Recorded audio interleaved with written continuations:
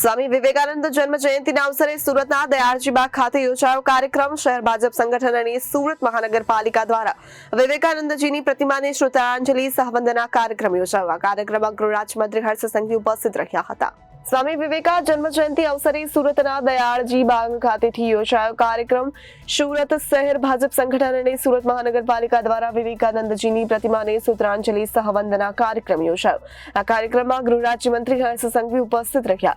તેમની સાથે જ શહેરના mayor Dakshesh Mavani, standing chairman Rajan Patel, શહેર ભાજપ અધ્યક્ષ નિરંજન ઝાંઝમેરા તેમજ સાંસદ મુકેશ દલાલ પણ ઉપસ્થિત રહ્યા. ગૃહ રાજ્યમંત્રી હર્ષ સંઘવી સાહેબે કાર્યક્રમમાં ઉપસ્થિત રહેલા મહાનુભાવોને સ્વામી વિવેકાનંદની પ્રતિમાની શ્રદ્ધાંજલિ અર્પણ કરી.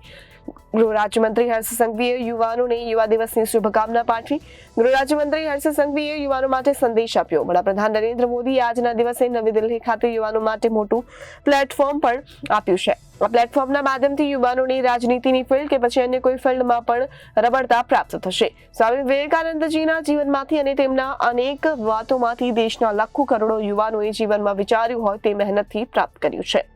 યુવા દિવસની આજે સૌ યુવાઓને ખૂબ ખૂબ શુભકામનાઓ.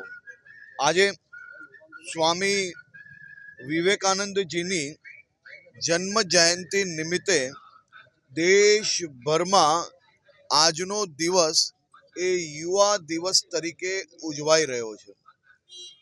અને આ યુવા દિવસના નિમિત્તે આજે ખાસ કરીને દિલ્હી ખાતે જે યુવાઓ માટે એક નવું પ્લેટફોર્મ દેશના લોકપ્રિય પ્રધાનમંત્રી આદરણીય શ્રી નરેન્દ્રભાઈ મોદીએ આપ્યું છે, તેના માધ્યમથી હજારો યુવાઓને રાજનીતિ હોય કે એમના જીવનમાં જે કોઈ ફિલ્ડ હોય એ ફિલ્ડમાં સફળતા પ્રાપ્ત કરવાનું પ્રોત્સાહન પૂરું પાડવા માટેનું એક ખૂબ જ મોટું સ્ટેજ પુરવાર થશે.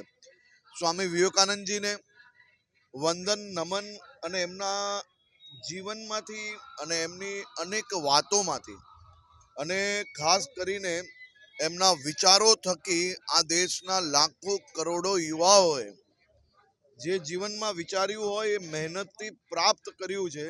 આજે સ્વામી વિવેકાનંદજીની જન્મ જયંતિ નિમિત્તે સુરત મહાનગર ભારતીય જનતા પાર્ટી ચૂંટાયેલા સૌ પ્રતિનિધિ મહાનગરપાલિકાની ટીમ દ્વારા પૂજ્ય સ્વામી વિવેકાનંદજીની મૂર્તિ પર આજે ખાસ કરીને અહીંયા પ્રતિમા પર પૂજા વંદનાનો કાર્યક્રમ રાખેલો, ત્યાં હાજરી આપવાનો અવસર પ્રાપ્ત થયો. Bureau report Janadesh news, Surat.